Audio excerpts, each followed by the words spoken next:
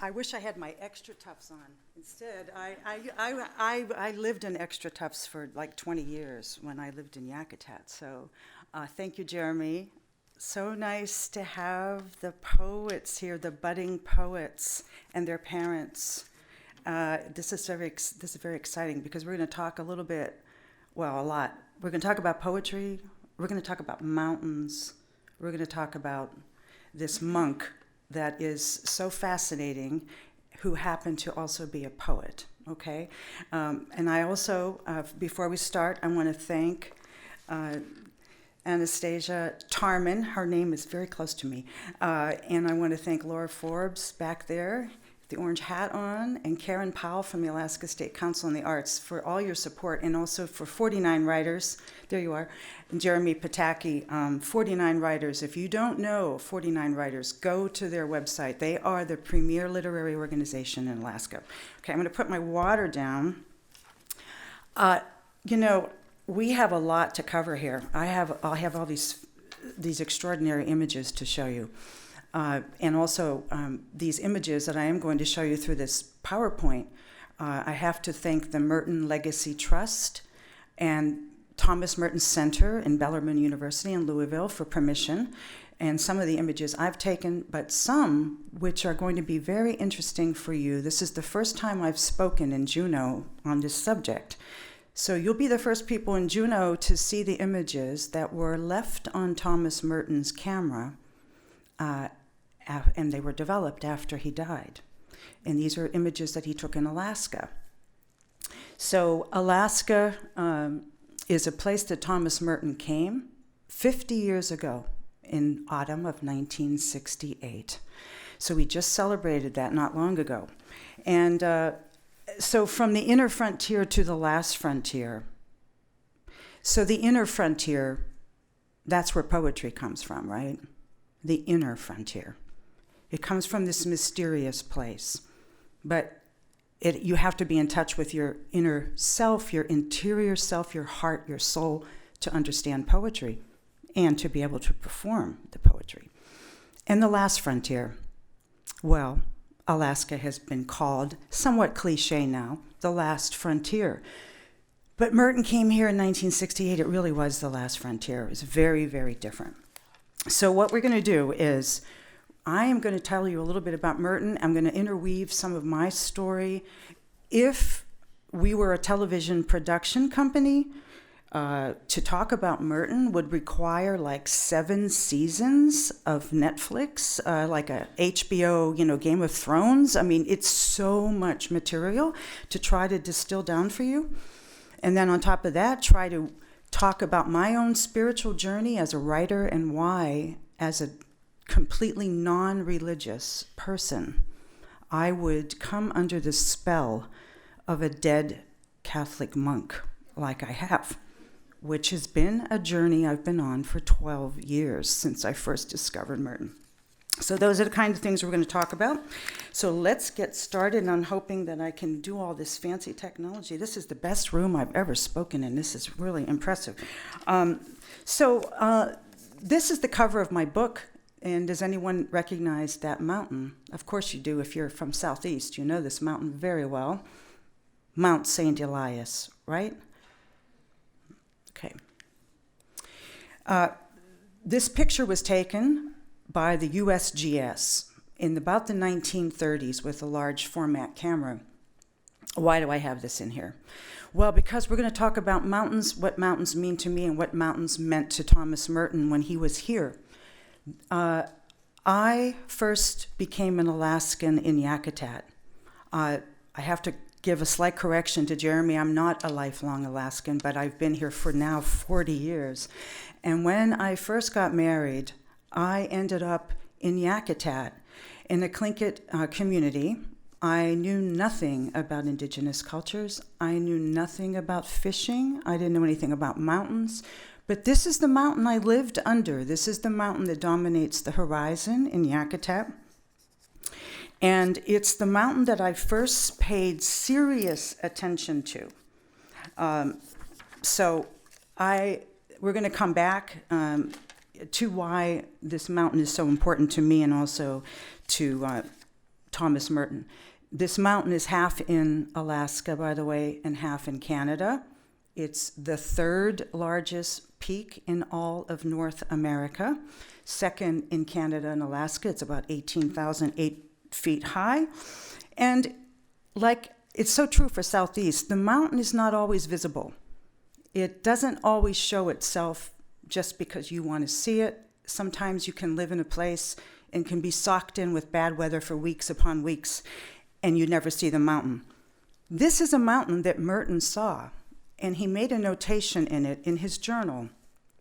He said, "The clouds opened over Mount St. Elias, and after that I was overwhelmed by the vastness, the patterns of glaciers, the burnished copper sheen of the sun on the bright blue sea, the shoreline, the bare purple hills, the high mountains full of snow, the dark islands stark in the sun, burnish on the water." He said that in 1968 and recorded that in his Alaska journal, which I am going to talk to you about a little bit later. The mountain, that's another picture of Elias, by the way, that was taken by my son. When Merton was here in 68, he also went by, and in a small plane, Mount Redoubt, which you all know, because that's a pretty famous mountain in Alaska too, on Cook Inlet. And I want to just read what he said about Mount Redoubt. I'll do this quickly. Redoubt, which surely has another name, a secret and a true name, handsome and noble in the distance, but ugly and sinister as you get near it, a brute of a dirty, busted mountain that has exploded too often, a bear of a mountain, a dog mountain, with steam curling up and out of the snow crater. And as our plane drew near, there was turbulence, and we felt the plane might at any moment be suddenly pulled off course and hurled against the mountain as if it would not pull itself away. But finally it did. Redoubt, a volcano to which one says nothing. Pictures from a plane. You can hear the poetry in that, can't you, in that journal description. Okay, this is the great one, Denali. I photographed this summer when I did a flight seeing. And Merton did see Denali, but not up close. He saw it only from Eagle River and parts of Anchorage. So he caught a glimpse of Denali, and he made a notation of it in his journal in 1968. But when I grew up, I didn't grow up anywhere near mountains. I never saw a landscape so beautiful and pristine as this. Where I grew up was like this. I was born in Pittsburgh, and this is a vintage photo of Pittsburgh. So I only saw hills when I was growing up, never a snow-capped mountain, until I got to Alaska right after college in 1978, moved to Yakutat about a year later. I'm really not going to do a reading from my book, but I want to introduce you to the first page as a contrast. The first chapter is called The Golden Triangle. The Golden Triangle is in Pittsburgh, by the way. It's where the three rivers, Monongahela, Ohio, and Allegheny, converge. The past doesn't come to haunt you. It comes to wake you up. It disappears some fathoms under the sea, but there are moments when the past surfaces, breaches like a whale, and you gasp to behold its power before it crashes back to the depths and disappears again. I thank God I was born in Pittsburgh, under the sign of the water bearer in the smoky city of bridges and rust, the city of steel mills bellowing over sad and murky rivers. Pittsburgh, the birthplace of my father and my mother, Louis and Margaret Witkowski, children of immigrants in a patchwork of immigrants, Indians, Slovaks, Germans, Jews, Irish, Polacks, everyone struggling alongside everyone else, riding the crowded public transit buses and streetcars, electric sparks flying from the metal wheels, screeching down metal tracks, the Iron City, the Steel City, the symbol of the great American city, a worker city, where proletarians in factories and laborers of all creeds and colors with little education carried aluminum lunch pails packed with chip ham and bologna sandwiches, and they punched time clocks and sweated through the long shifts to keep those industrial furnaces firing. Generations of anonymous white and black faces helped build America through their toil. My people filled the commercial bakeries, the mom and pop upholstery shops, the small ethnic groceries, the brick warehouses, the steel mills, and the Heinz ketchup factory. So that's the kind of a place that I grew up. So when I got to Alaska, it was quite a big contrast. By the way, in Pittsburgh, I was just there recently, and I was there right after the synagogue shooting, where 14 people were gunned down in a neighborhood that I used to walk quite often. So anyway, when I was growing up, it was called Hell with the Lid Off. And Pittsburgh was mocked all the time. But I kind of grew up thinking of myself as the Steel Town girl. That was the image I had. Tough. No one's going to mess with me. I'm going to prove myself to the world, and I'm not going to be like some other girls. I had that image. Okay, so enough about me. It's time now to introduce you to the most famous monk in American history. There he is. Okay, this is Thomas Merton. How many people already know who he is? Aha, we have some Mertonians in the audience. Very good. I'm going to give you a couple of quick biographical facts about him. At this time, he was photographed. Obviously, he's already a monk, and he's in his hermitage. He was born in France in 1915, and he had two artists for parents. His mother was American. His father was from New Zealand, and they met at art school in Paris. And doesn't that sound swanky? But he's world famous because of how prolific he was. He wrote over 70 books. He wrote 250 essays. He published about 6 volumes of poetry. And he wrote 10,000 letters. These are all collected. And he kept journals. And he wrote literary criticism. He did all of these things. So the fact that he could do all that and be a monk is quite extraordinary. Now, some of that happened before he was a monk, but mostly it happened after he was a monk. He is perhaps the noisiest monk also in American history. Also paradoxical, unconventional. When I thought of monks, I had this image that a monk was going to be this really scrappy guy, and he's going to have like a beard like a bird's nest, and he was going to smell kind of funny and never shower, and just be like, that was my image of a monk, right? That a monk just wanted to be left alone. They didn't like people, Well, Thomas Merton, when I discovered him, I realized he is nothing at all like the monk idea that I had in my head.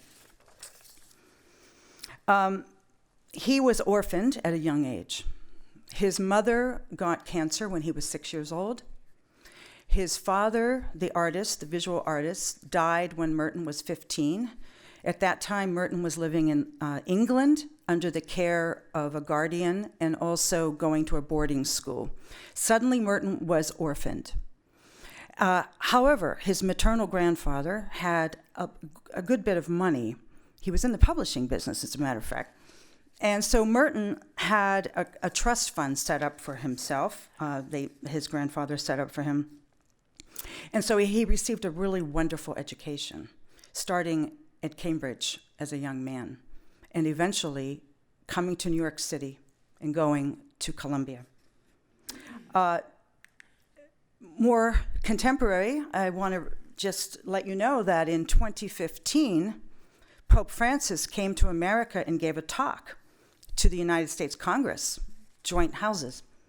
He said there were 4 great Americans: Dorothy Day, Martin Luther King, Dr. King, Abraham Lincoln, and Thomas Merton. So when that happened in 2015, which was the 100th anniversary of Merton's birth, many people who never heard of Thomas Merton suddenly got on this monastic bandwagon and started to learn about him.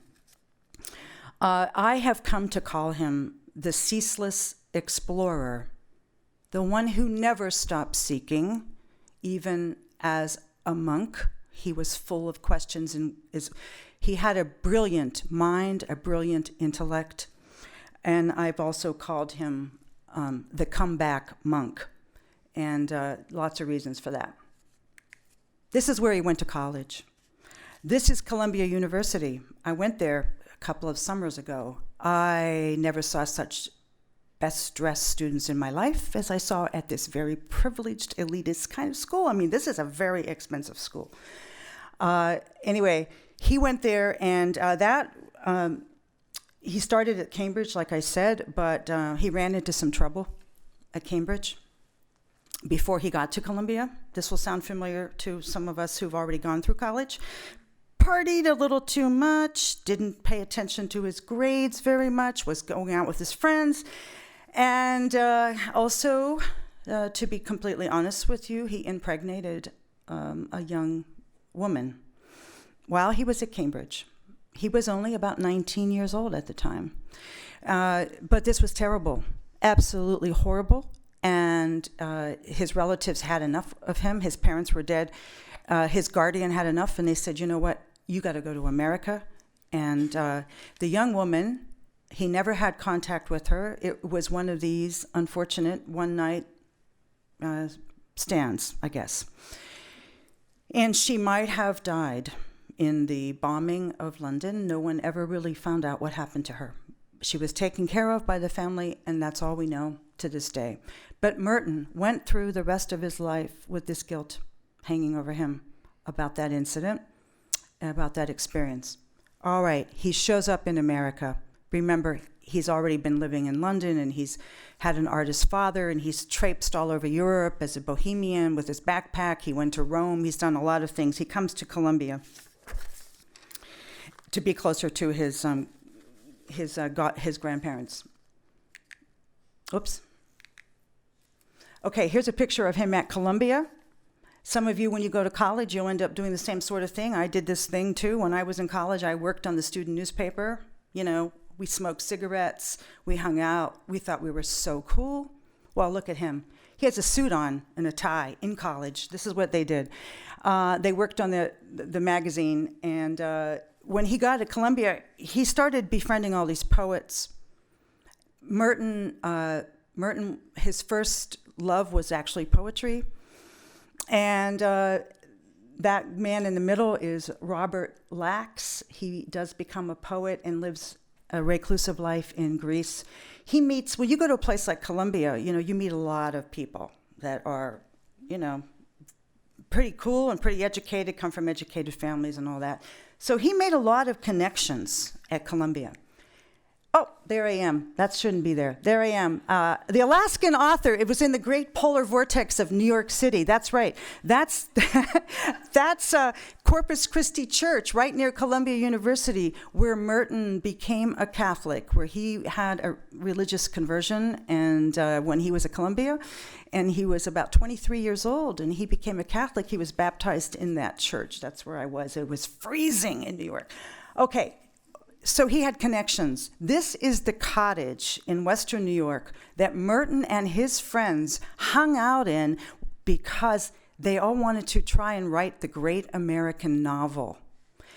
So I thought about my own life, you know. Here's Merton in the summer of 38. Oh, sorry, 38. And he didn't have to have a summer job. How does that work? When I was his age, I was a waitress working in a beach restaurant in Florida at the time and scraping by. My family didn't have any money. I was the first one to go to college. There was no trust fund. There was no savings. I just worked all the time, and I got a grant, a BEOG grant from the federal government. But not Merton. He could hang out and write the great American novel. In fact, he drafted 2 novels when he hung out there. I had a chance to visit the cottage a couple of years ago, too. Pretty interesting. It's, oh, by the way, East Coast, right? Cottage. They have cottages. We have cabins. They have cottages, right? So another little East Coasty thing, you know. Well, what happens is Merton graduates from Columbia. He gets his master's degree in literature. He studies poetry seriously with Mark Van Doren, who is one of the great poetry professors. Merton decides to write his master's thesis on poetry. He writes it about William Blake, one of the great mystic English poets of the 1700s, right about the time of the Industrial Revolution. Merton is fascinated with William Blake, and you can read Merton's thesis on Blake today, and it's really, really good. But after Columbia, he gets a teaching job. We all want to get teaching jobs in the academy when we get master's degrees in literature. I mean, to become a professor of English or literature. He became one in Western New York State, not far from where that cottage is, in St. Bonaventure's College, which was a Franciscan college. But when it was spring of his very first year as a teacher, he took a retreat in Kentucky. He went to a monastery, the Abbey of Gethsemane, because one of his professor friends suggested it to him. That changed Merton's life, too. By this time, he had already become baptized as a Catholic. But he goes on this retreat and just starts to journal about that experience. And this is it today. This is the Abbey of Gethsemane. It's about an hour and a half south of Louisville. I have been there quite a few times. That is the place that Merton lived for 27 years before he came to Alaska. So he gives up all material possessions. He actually destroys some of his manuscripts, his failed American novel that never really quite got off the ground. He decides to walk away from his academic job. He decides to devote his life to God. He decides he'll never be a husband. He'll never be a father. He decides to take a vow of chastity, charity, obedience, stability, poverty, to become a member of one of the strictest orders in Roman Catholic religious orders, which is the Cistercians of the Strict Observance, otherwise known as the Trappists, which are like a reform movement. This religious order dates all the way back to the Middle Ages in France. This monastery was established in Kentucky in about the 1860s. Merton, on December 10th, 1941, took a train from New York, showed up, and said, "Will you have me? I would like to become a monk." This, by the way, is 41. What's happening in 41? World War II, and Europe is ablaze, and Hitler has come to power, and the Germans have invaded Warsaw, and a lot of Europe was in chaos. And he, Merton, turns his back on the world, so to speak, and decides to become a monk. Now, one thing you should know is when he first joined this monastery, monks were not allowed to eat meat. They weren't allowed to eat fish, no eggs, write 4 letters a year, no television, no radio, no newspapers.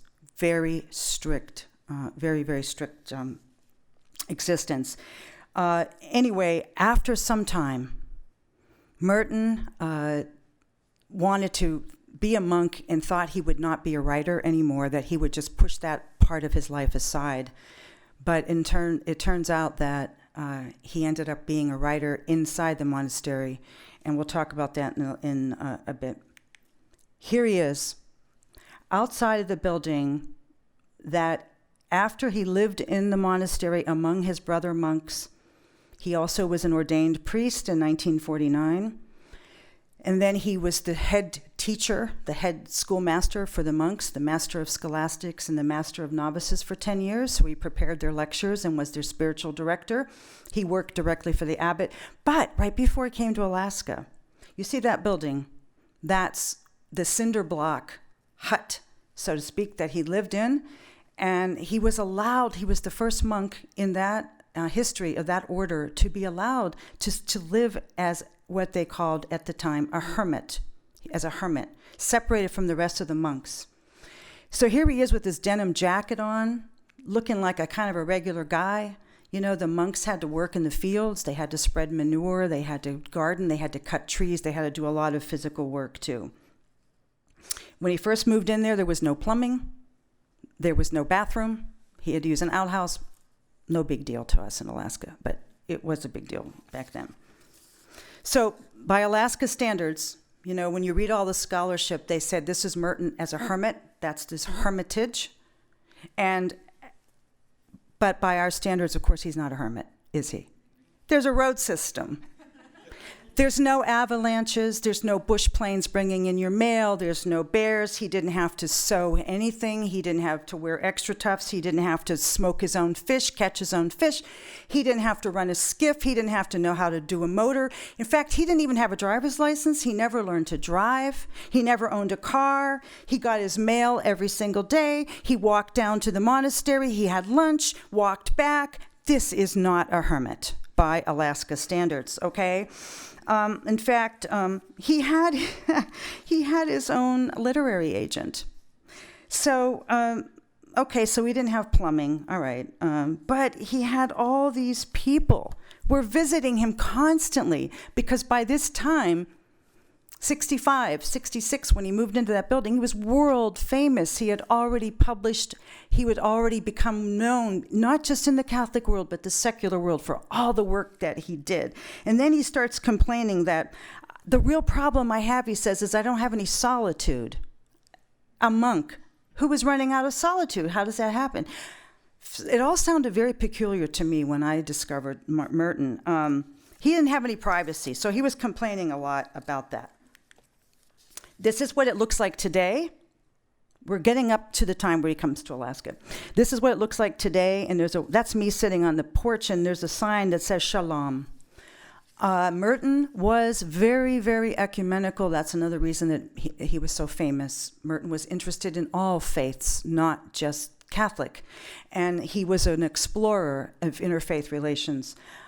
This hermitage today, you can't just go there. You have to kind of be on a special, permission and all that because they try to keep it the way it was. Here's some pictures inside of the hermitage. As somebody I showed these pictures to said, wow, that's nicer than what a lot of Alaskans live in. I mean, that doesn't look too bad, for a little hermitage. But he had sort of, quote, earned the right to live there and to write in his journal and do all the thinking he wanted to do because by this time, 65, 66, he was getting pretty burned out with all of the work he did, which I'll show you later in the slide, all the things that he wrote. But this is the interesting thing about his little hermitage. They added a chapel to it.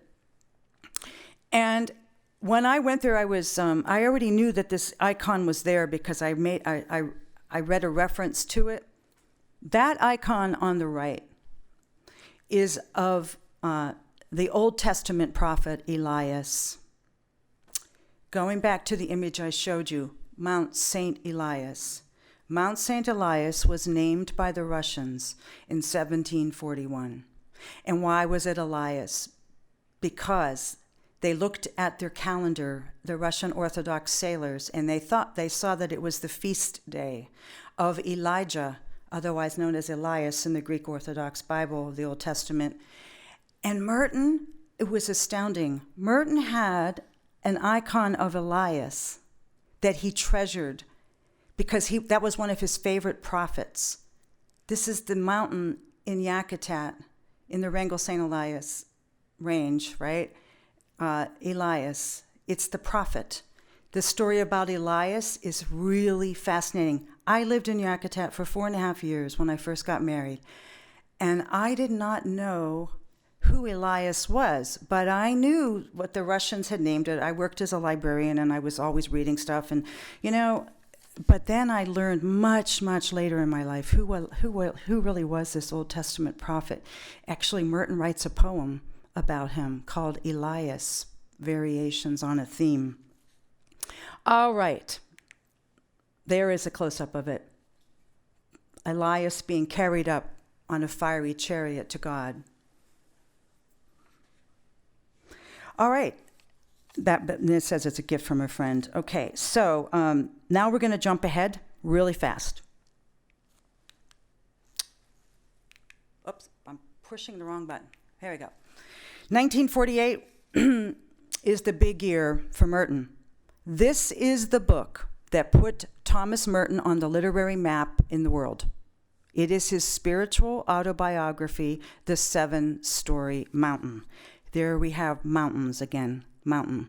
Mountain for Merton in The 7-Story Mountain refers back to one of probably the most famous poem ever written, Dante's Divine Comedy. And Dante's poem, Dante, who was an Italian, right, writes about a place.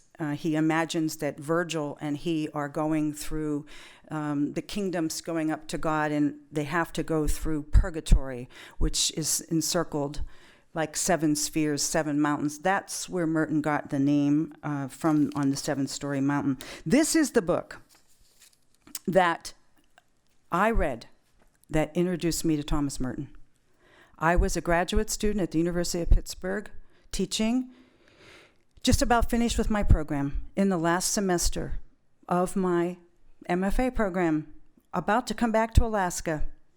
And I kept seeing the name Thomas Merton on these books, the greatest books of the 20th century, the best memoirs. And I thought, well, who is this Thomas Merton guy? I don't understand. Who is he? He's a monk? Okay, what did he write? Blah, blah, blah. I was very, I was very narrow-minded. Anyway, this book, I read it when I was overloaded with work, and this book just got me. It changed my life. This book has been described as a chronicle of a soul's unfolding. It's described as one of the greatest spiritual autobiographies, along with St. Augustine's Confessions. No one in America had read a book like this about a young man who went to an Ivy League school like Columbia and gave up everything to become a monk. That this was after World War II, 1948. The world was a mess. We had gassed to death 8 million Jews, 23 million Russians killed in World War II, all of the Americans who died. Nobody knew how to make any sense of the world. This book gave people some kind of, it touched them because it made them think about their own inner life, their own interior self, the real self, the self you have if you're in dialogue with the supreme maker, whatever your idea of God might be, if you have an idea of God. And so it touched a lot of nerves. And it touched mine because at that time in my life, my spiritual existence could be described as flopping around like a fish. I was spiritually confused. I was mangled. I had all kinds of family problems. My mother was dying. My niece was 17 and had a brain tumor. My brother had paranoid schizophrenia and lived in a trailer. I was married a long time, but things weren't going very well because I was in graduate school and he was in Anchorage and I was in Pittsburgh. And I was in my late 40s and I didn't have any idea what my spiritual foundation was. I didn't know what I lived for. I was kind of a mess when I read this book, which helped me think about some things that I needed to think about in my inner frontier. After the book, He was world famous, went on to write many, many other books. Then in 1958, he's out of the monastery to attend a doctor's. He got to get out of the monastery once in a while to go to the doctor's, okay? And he was out, and he was in downtown Louisville. This is what it looks like today. It's called Thomas Merton Square. It's on 4th and Walnut, Muhammad Ali Boulevard. And he had an epiphany at this corner. Merton, who had been in the monastery, and it's the most beautiful epiphany, and I have it on a bookmark for you if you want it, a part of it. He sees all the people rushing to work with their briefcases and their business suits, African Americans and whites, all people. And he looks at them and realizes, how can I be separated from the rest of the human race as a monk? I can't be. I am in unity with all of these people. We are one. We are the same. I love all these people. There is no way of telling all these people that they're walking around shining like the sun. Big moment for Merton when he has this epiphany. From that point forward, he changes a lot about how he writes and how he looks at the world. All right, finally, we're moving up here. Another big thing that happens right about this time in 1958, and you young poets out there, hopefully you'll know this name, Boris Pasternak, one of Russia's greatest poets, along with Anna Akhmatova that Jeremy mentioned. Merton reads Dr. Zhivago before most of the American people knew about it. And he knew Boris Pasternak in his poems. Merton began a correspondence, if you can believe this, to the Soviet Union about Boris Pasternak because Boris Pasternak was expelled from the Writers' Union in the Soviet Union because of Dr. Zhivago. Also, he was given the Nobel Prize, but Pasternak had to decline because the Soviets said, if you want the Nobel Prize, you can sure go to Sweden and pick up your prize, but you can't have your country anymore. And Boris Pasternak loved Russia so much, he refused the Nobel Prize. Merton wrote letters to try to get him reinstated. It's a fascinating correspondence, and Merton ends up writing a fantastic essay called The Pasternak Affair, all about this later on. Now, the year, finally up to Alaska, 1968. I grew up, I was alive, 68. This is the movements. There were movements everywhere. Feminist movement, Black Panther movement, civil rights movement, the transcendental movement. I mean, there were movements for everything. This is where I grew up. This is where I came of age, 1968. Look at all the things that happened in 1968, right? The poets, Leonard Cohen, hallelujah, you know him from his music. He was a poet first. Gary Snyder, one of the early beat poets. He's still alive. He's been to UAA. The movies, 2001: A Space Odyssey, Catonsville 9. People were protesting Vietnam. There were uprisings, student uprisings, Prague Spring, Desert Solitaire, a big environmental book. John Lennon and Yoko Ono in the bed, and they had that big famous photo of them in bed. Remember, in New York, you people are too young, don't remember it, but it's an iconic photo. And all this is happening. It's 1968, and this is the year that Merton came to Alaska, 1968. The rest of the country is falling to pieces, but not Alaska. Why? We're always on the opposite end of everything, aren't we? The country's going up, we're going down. We're going up, they're going down. It's always the same. But in Alaska in 68, Prudhoe Bay was discovered. Big announcement. Alaskans were jubilant. And they were like, okay, we're a new state. We've only been a state since 59, and now we're going to get an economy, and we're going to be able to take care of ourselves, and it's going to be great. Merton didn't care anything about pipelines. He didn't care anything about the oil industry. In fact, when he got here, it was very disturbing to him to see the military presence in Alaska. He didn't like that part of it. But anyway, he comes in 1968 because this year, which is, the ball of confusion, everyone... By the way, in 68, there's a book written about 68, and Mark Kurlansky says in 1968, everyone aspired to be a poet. That was the year of poetry. everyone wanted to be a poet because it was very cool to be a poet in 1968. And when Merton was on the ground here in 68, when the lower 48 people were going through all these crises, one after another, he joked that, you Alaskans, you don't have the luxury of dealing with an identity crisis because you have all those Kodiak brown bears running around and you don't have time to have identity crises. So it was a crazy time. For me, smash the patriarchy. I was a young feminist. That's where my head was. I subscribed to Ms. Magazine, and I thought that Gloria Steinem, she was one of my heroines, and I was coming of age at that time, and I really thought I was going to be some kind of a big shot in Manhattan, and I was going to be like Mary Tyler Moore, and I was going to carry a briefcase, and I was going to work at a television station, and it was going to be famous, and all this stuff that I thought I was going to do, and to define myself. But how narrow was I? Because I was letting the media define me. I was letting public images of other people define me. It wasn't like I didn't even know who I was inside. I was going by the media. False, no good, took me a long time to get out of that. Okay, he comes to Alaska from Kentucky. I put this in here because it's good for lower 48 people to understand that, we're 570,000 square miles, and Kentucky is 40,000. Kentucky is little. My home state, 46,000 miles. We have to put it in perspective because the people that have studied Merton, Alaska was left out of the scholarship.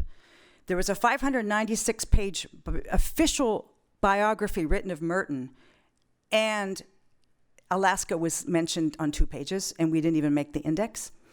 The Alaska Journal was published a lot later in 1988, and so it was really good that for me personally, for 12 years I've been retracing his steps and studying him and interpreting his experience in Alaska because it hadn't been done. There he is. Right before he comes to Alaska, look at that cool cat picture, right? He's got the black turtleneck on, and he's sitting there looking just not very monastic, like a writer, right? And he gets on the plane in Chicago, he flies to Anchorage, and one of the flight attendants says to him, excuse me, Mr. Merton, are you a philosopher by any chance? Because the way he was dressed. And they got into a big discussion about that when he was on the plane. So Alaska was also, not his idea. The archbishop, the first archbishop of Anchorage Archdiocese, invited Merton, Archbishop Joseph T. Ryan, who happened to be from New York. And the Anchorage Archdiocese was founded after Juneau's, and it was like he wanted to breathe some life into it. And he had these priests and these nuns, and they had cabin fever, and it was tough. And he had this group of nuns out in Eagle River, the Sisters Adorers of the Precious Blood, and they needed a boost. And, to boost morale, so Merton was invited to come to Alaska. Well, this worked out great for Merton because at the same time he was going on a world trek. To Thailand, to India, to Sri Lanka, and to all these places. Alaska was a stopover for him, but he spent 17 days here. And he went to all kinds of places during those 17 days. One of the reasons he was traveling in 68 was because he was interested in Buddhism. Here are Buddhist monks working, and he, after Alaska, he ends up in Thailand. But he was also interested in Russian Orthodoxy. He was also interested in Islam. By the way, he knew the Sufi poet Rumi. Do you guys know who Rumi is, I'm sure. He is the best-selling poet in America, by the way, is Rumi. And Rumi said, never be a jar full of water. How does it go? Never be a jar full of water whose lid is always dry. Think about that. Before he comes to Alaska, he gets a camera, borrowed a camera. There he is, getting ready to come to Alaska, looking at that camera. Also, coming to Alaska was interesting for him too, because we are the crossroads between East and West, between Asia and the rest of the country. Very interesting place for him to have been.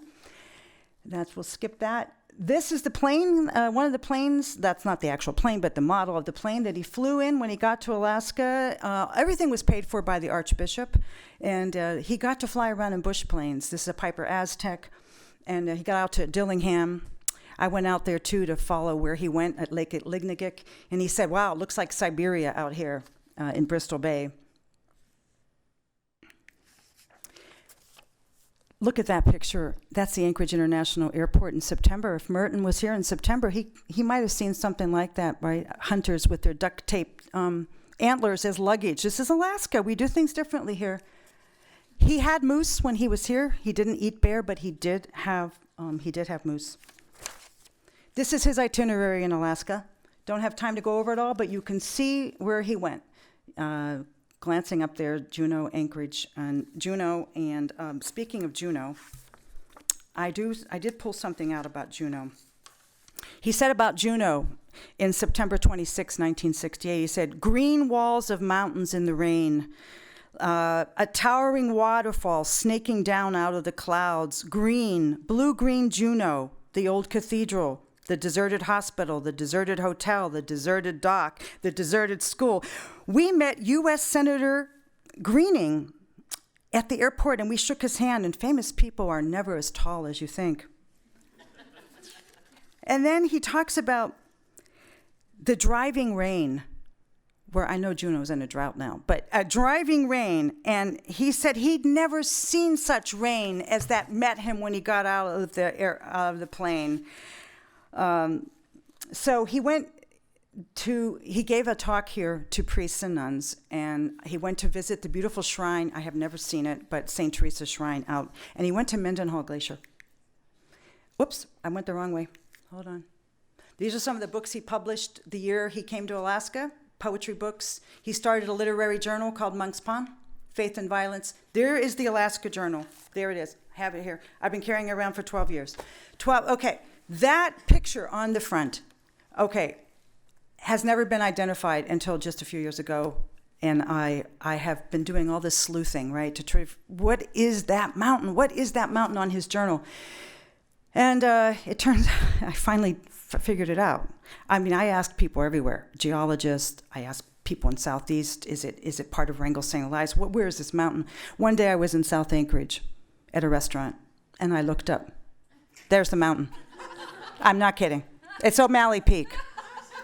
Now, the moral of that anecdote is we never see what's right in front of us, do we? We don't. So that's O'Malley Peak. He was coming back from probably, I don't know where, but that was in the Piper Aztec, and the picture's kind of blurry, you know? Here's the difference on the Alaska Journal.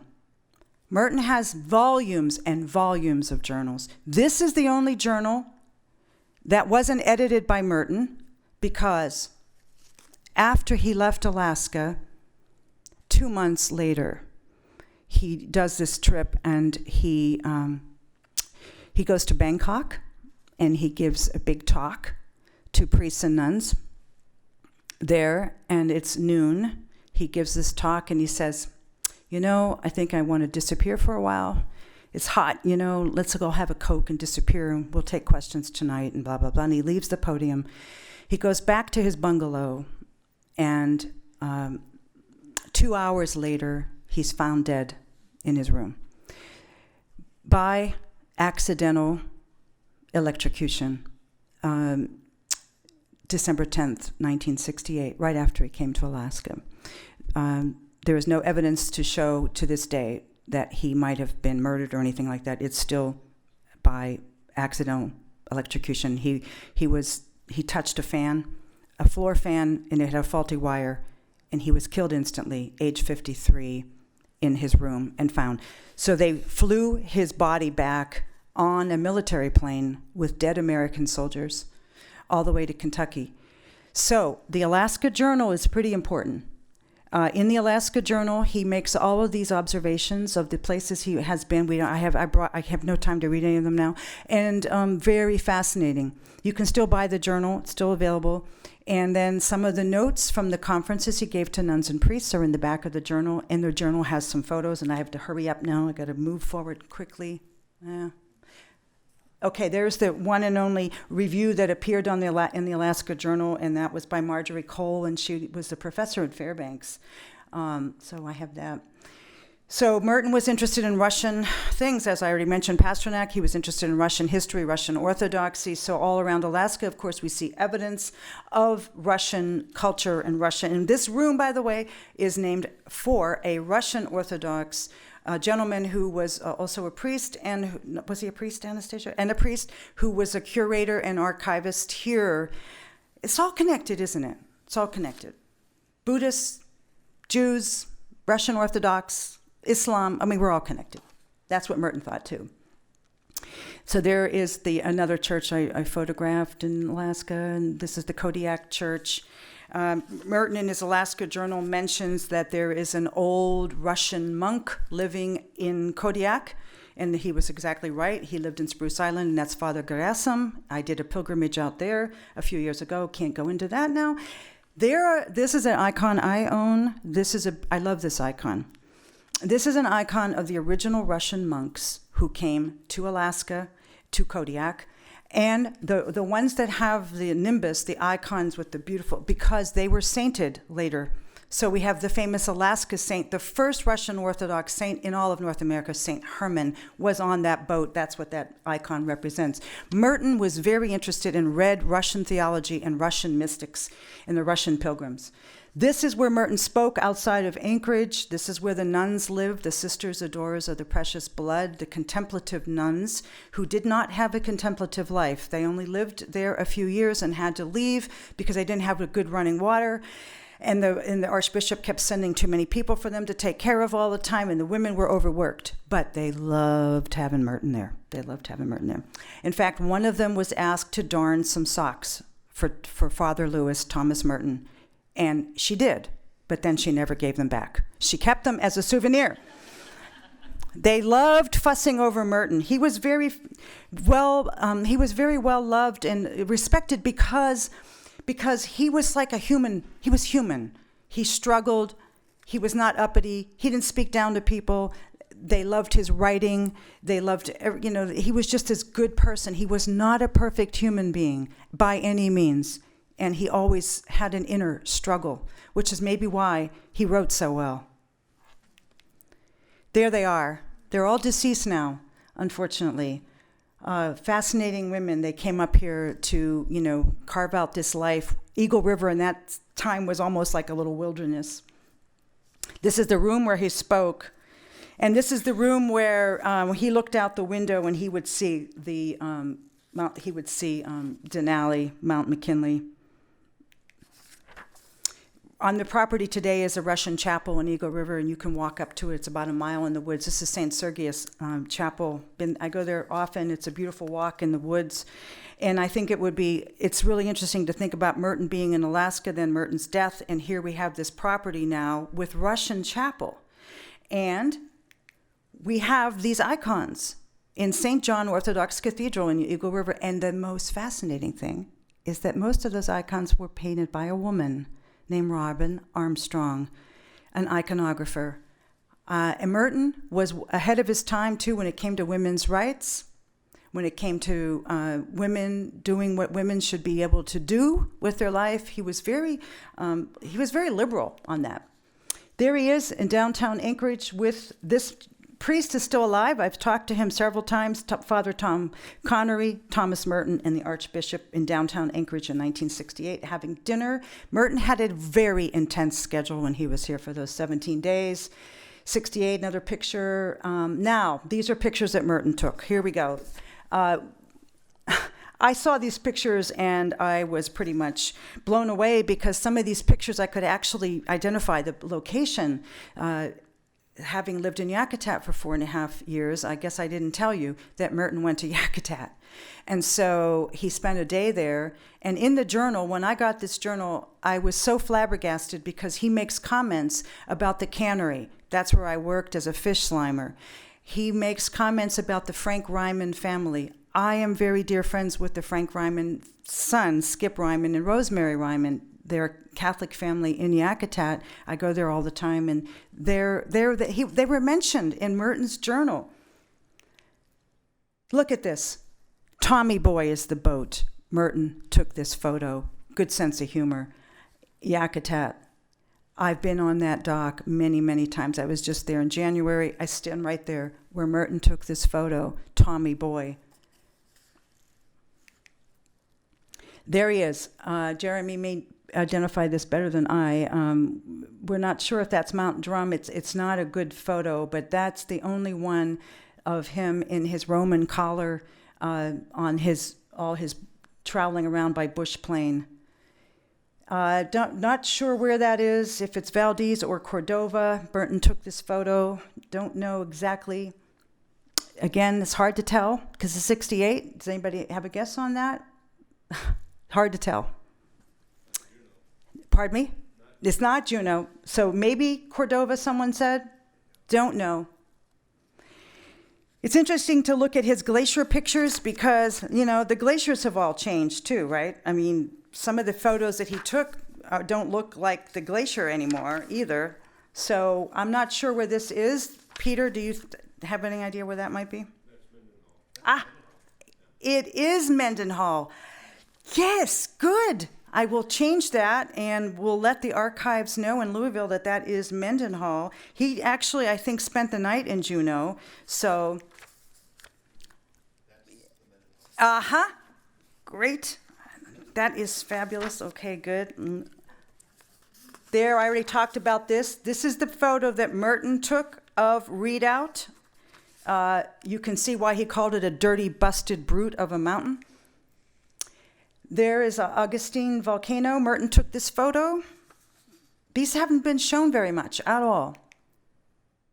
This is Lake Alignagik. Merton went out there, as I said, and he flew around and looked at all those lakes like pieces of broken glass. He thought about, I guess I didn't mention, the reason he came here was also because Alaska was being considered as a place for him to become a hermit. He knew he wasn't really a hermit, and he was running out of solitude because he was too famous, and Alaska was on his hermit's hit list. This was a place that maybe he would have settled, and they had some serious negotiations with the Archdiocese about Cordova and the Eyak Lake area. It would have been a hardship for him to be in Alaska. I don't know if he would have survived, but I know he would have come back. I have lots of notes about what he said about Alaska, and I know he would have come back. One of my friends in Yakutat said, and he's in my book, Rudy Pavlik said, Thomas Merton might be a Trappist monk, but he don't know a damn thing about trapping. So, because for him to be a hermit, I mean, what is he going to think? That somebody's going to come up and show up with a meal cooked for him? I mean, if he wanted to be a hermit, like John Haynes lived on his homestead, or Rockwell Kent in Fox Island, or people that who have homesteaded around Alaska, you got to know how to survive here, right? Merton really didn't have those skills. He was an intellectual. Chugach Mountains. I'm a Cold War baby. I grew up in the Cold War. Merton was very disturbed by the Cold War.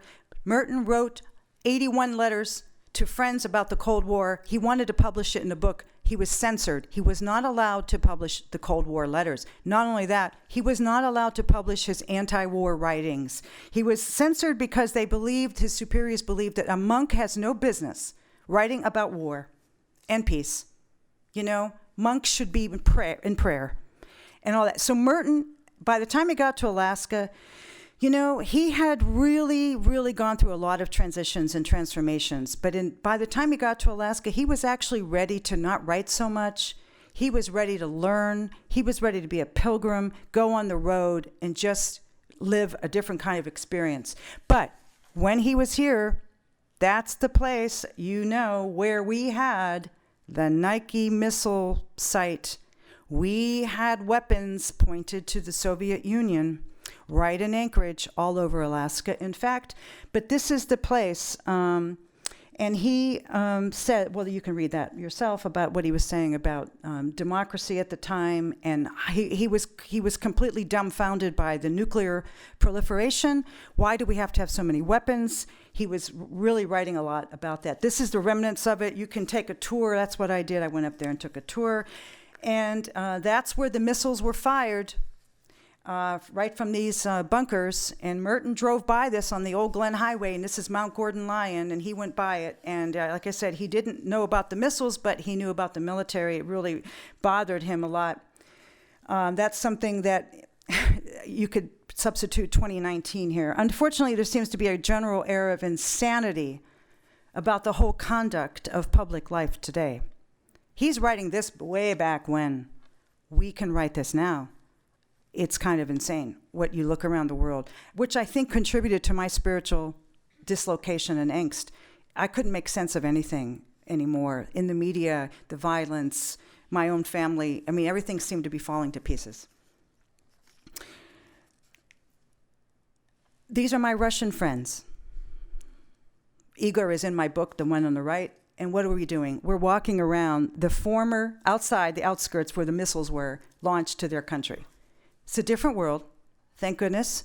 Now we can be friends in a way, but not talking about international situation right now with Putin and everyone. But as far as people to people go, and it's poetry and art that keep people together, right? Poetry.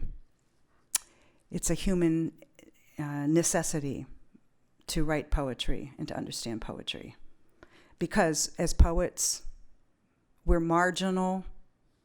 We're completely on the outskirts and the fringes. In a transactional society, poetry, you don't get paid for it. There's no money.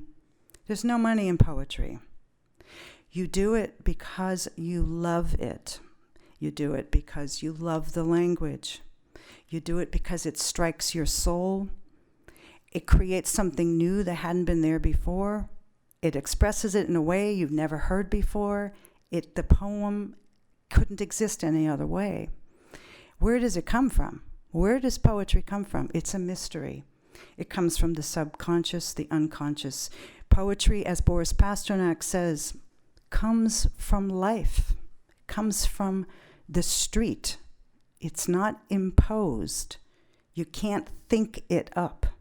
It comes from some kind of mysterious realm. You know it when you speak it, when you perform it, when you try to write it. You'll get the chill on your arm. It'll go up your spine, on your neck. You'll feel it in your body. This is the Eklutna Church outside of Anchorage. Merton visited it. This is it today. That's the photo that Merton took. Orthodox Church. There is a native man, an Athabascan Dena'ina man there. I showed this slide to the Historical Society, and Aaron Liggett from the Anchorage Museum was in the audience and said, "Oh my God, that's my great uncle in that picture." So he had never seen it before. There's the nun. Merton didn't drive. The nun had to drive him around. There she is in her old car, taking Merton around. Another photo that Merton took, not really sure where that is. Beautiful, though. Another Merton picture, snowy mountains. But this is the reason why Merton would have had a hard time here.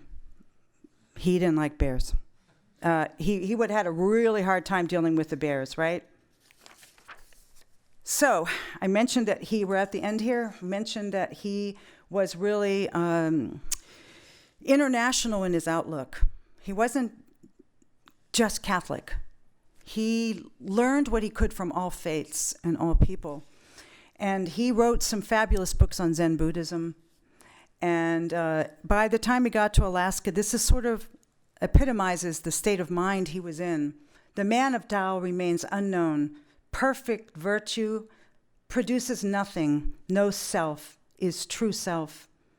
And the greatest man is nobody.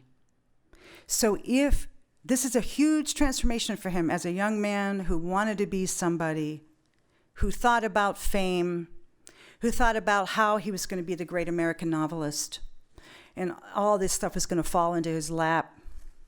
And then by the time he comes to Alaska, he's rejecting all of that. He wants an ideal, pure solitude. He wants to live a life really devoted to God without all the distractions that constantly piled up on his life. Alaska was one of the places he said, there are more square miles of solitude in Alaska to last any hermit until Judgment Day. There are, in fact, many people who have come to Alaska for solitude and have never left. And this is an ideal place for solitude. It's a great land. It's a wild country. You should see it sometime. His references in the Alaska Journal are full of things like that, of praise for this place. I like to think of Alaska as one big holy mountain. Here's his little poem I came across. I didn't know he did this poem on Alaska. Road with Mountains, Alaska. My favorite photo that Merton had on his camera. This is such a mysterious photo. This is a nun with her habit, her veil and her habit. 68 is after the reforms of Vatican II Council. Nuns no longer had to wear their habit. In fact, if you walk around Alaska today, you won't even know a nun when you see one because they don't wear their nuns' clothes anymore. But that one then, 68, had it on. Merton, I don't know where they are. Hatcher Pass, somewhere not too far from Eagle River. There's only one image. This is the only one that exists on his camera. I think it's just really, really beautiful. Merton met His Holiness the Dalai Lama after he left Alaska. This is the same Dalai Lama that we have today. When Merton met him in 68, he was a very young man. And there is he right there at Merton's grave. Merton's grave, again, he died December 10th, 1968. Flew his body back. He is buried exactly the way every other monk is buried. They don't use coffins. They put you in a burlap sack, put you in the ground, and you just get a name. Every grave is the same. His Holiness the Dalai Lama still talks about Thomas Merton, and they had 3 really great meetings together. The St. Elias dancers, back to Yakutat, part of my spiritual journey, the Tlingit people of Yakutat, and what I learned from them, and my friends that are in there. This is an old photo, but we're here in Juneau, which is also Tlingit country, and I can't go into it, but just to tell you that the wisdom that you learn from other cultures, as I was so fortunate to do in Yakutat, which has stayed with me. I have such debt of gratitude to the culture of Southeast Alaska for imparting these important values in me that don't have anything to do with money, materialism, how much big of a house you have, your cars.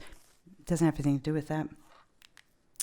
That's my friend Jenny Pavlik Wheeler. She's a big character in my book. She made that spruce root Tlingit hat herself. She is a master artist. She teaches in Southeast. She collects the spruce roots herself, and she's an amazing person and a dear friend, and so the Pavlik family is much a part of my book. Interesting that they are Catholic. Her father held Mass with the family, make-up Mass, on Night Island in the middle of Yakutat Bay, and raised his children to be Catholic, and her mother, who is Tlingit, also was Catholic, and it's pretty an unusual story about them.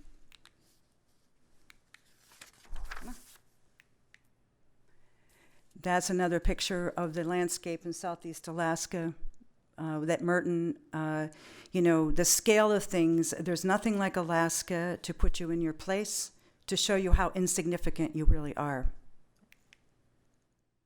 Finally, too often, he said in his talks here, we are content to maintain a fairly decent level and we never surpass it. But our life demands breakthroughs. Not every day, not every week, not every month. But once in a while, we must break through and go beyond where we are. You have to build up all you have done and push through with it, and then you can find that you are not out of the woods in a new clearing. You are somewhere else, developing a brand new way. And that's what the message that he had for Alaskans. Thank you. I'm sorry I took so long. So I had to skip over so much. I know I've kept you long already. We have time for some questions, and I'd be interested to hear what kind of questions you have. And then there are some books for sale. I was going to read you some snippets. I didn't have time. I had other snippets. There's no time. It's really hard. You can't kind of combine a reading with this kind of talk. It's just too hard. I almost have to do a separate reading. But anyway, whoops. Hi. That's great. Hi. If you have questions, just go to that Oh, mic. yeah. Okay. Thank you. Whoa, that's a lot, isn't it? That's a lot to absorb. I mean, I discovered Merton in 2005. As I told you. And now it's 2019, and I'm still learning from Merton. He's still a spiritual mentor to me, and that's why I'm teaching this class on Friday night. On Friday night, we're going to talk about him as a literary writer. What makes him so special? And poetry was the first book he published before he published The Seven-Story Mountain. 1944. He had a book called 30 Poems, and he was a monk already at that time. So his first published book was poetry, not the spiritual autobiography. Did you have a question back there? I'm so sorry. Namaste. Namaste. Did Thomas Merton know of Namaste. the Mount Kailash, the sacred mountain of the Himalaya? Thank Well, yeah, well, he went to the Himalayas when he was in India. It's Western Tibet. Yeah, he went up. He didn't mention that mountain, but he mentions Kanchenjunga, and because he makes notations in that in his journal, and so Alaska. First, when he saw the mountains here, he said that Alaska's mountains had the Alps beat by miles. Okay, but then he goes to the Himalaya. And he's even more blown away, of course, when he goes, which I've never been, but I'd love to go. So I don't remember him mentioning that particular place. What's that? Kailash. Okay, I'll have to look for that. Thank you. I'll look for that. Anybody else have a question? Oh, good. Hi. Hi, my name is Misty Mealy, and I'm from Fairbanks. And I'm a Catholic writer for the diocese up there. And I have a tremendous privilege to interview everybody who comes through Fairbanks. And I interviewed a young seminarian studying for the priesthood, and I asked him, why Alaska? And he said something that was so Mertonian. He said, because when I stepped off the plane and I saw the snow blanketing the landscape, I knew the entire state was a monastery. That's great. So I just wanted to share that. That's beautiful. That's very beautiful. Thank you for sharing that. Sort of like what I just said, it's one holy mountain to me. I mean, you know, what we don't talk about in Alaska, you know, we don't talk about spiritual geography. This place, it doesn't matter what faith you are, it doesn't matter, right? But this place has a kind of an aura. And when you've lived here a long time and you're out there in the wilderness and you're on those mountains and you're in those trails and you're on that lake and you're kayaking and you see the glaciers, I mean, this is a spiritual geography. So it's impossible to be in Alaska and not think about the divine or how the universe is put together in this phenomenal way we as humans will never understand. But Alaska, I mean, he said so many great things about Alaska when he was here. So, yeah, thank you. That's a beautiful metaphor. He also said that Alaskans were, go ahead. Very nice people. He said we were very nice. But he said that the churches were poverty-stricken. Yeah. Hi, I'm Natalie, and I'm from Hi, Anchorage. Natalie. So you talk so much about solitude in this presentation, his search for that. Right. But also I was wondering, as you talk about that epiphany moment where he realized that all people are connected, and I guess, how do you think Merton or, Alaskans balance the idea of solitude versus connecting with other people? This is a point of great tension, isn't it? Because especially as a writer, I can speak to this. I have to be in solitude all the time to write and to do my work, as a lot of us do. But you have to be connected to the world. You have to be engaged with the world. You can't, Merton said, you can't, it's dangerous to go into solitude just because you want to be alone. That's what he said. So that's true. We have to replenish ourselves by going into solitude and contemplation, but we also replenish ourselves being connected and being in communion with other people. That's where the tension is. When do you engage and when do you turn off? And I think right now, in the 21st century, having now lived quite a while, you can see that we are conflicted. We don't have enough solitude, especially younger people who are addicted to their devices, watching a lot of digital stuff, constantly bombarded with all this.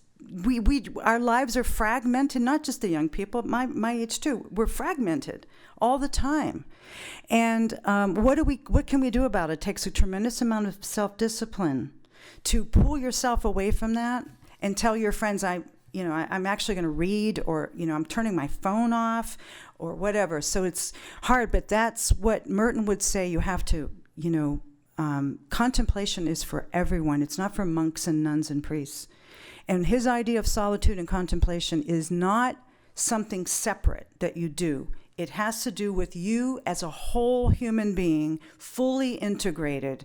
That solitude and contemplation are integrated in your life. And we're not talking about church. We're not talking about what you have to do or what you think you have to do. We're talking about, well, as he would say, being naked before God. You're alone with your truest self, the self that you're only in solitude, the self that has no externals, no role playing, no status. Who are you before your maker, if you want to put it that way? That's the true self, but you have to be in solitude sometimes to feel that self. Long answer, but a good question. Sure. Well, let's see if I can do that. Yeah, let's see. This one. You want to see that quote again? Isn't that a great quote? So that's what breakthrough. We all need a breakthrough. Merton was having a breakthrough when he came to Alaska. Yes, ma'am. Hello. I think Thomas Merton would have been impressed had he met our modern-day Tlingit people who preserved this land for 10,000 years. Absolutely. Lived in harmony with it. Mm-hmm. Mm-hmm. And we usually thank, here in Juneau, we thank the people for sharing their land with Beautiful. us Mm-hmm. at every event that is their land. Mm-hmm. And I think that's very in keeping with this discussion of about Thomas Merton. Beautiful. I'm glad you said that. And one of the things that Merton did in 1968, well, not just then, but up till then, he was very interested in the Indians of South America. And he was in correspondence with a lot of poets from South America. Merton was becoming aware of political repression against indigenous people. He was very sensitive to it. He wrote a book posthumously published called Ishi Means Man about indigenous people in California.